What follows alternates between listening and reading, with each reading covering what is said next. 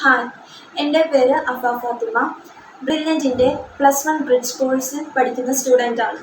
10ാം class കഴിഞ്ഞ് +1 science തിരഞ്ഞെടുക്കുന്നവർക്ക് maths, physics, chemistry, biology എന്നീ വിഷയങ്ങൾ പഠനം എളുപ്പമാകുന്നതിന് വേണ്ടി വളരെയധികം സഹായിക്കുന്നതാണ് ബ്രില്യൻറ്റിൻ്റെ ബ്രിഡ്ജ് കോഴ്സ്.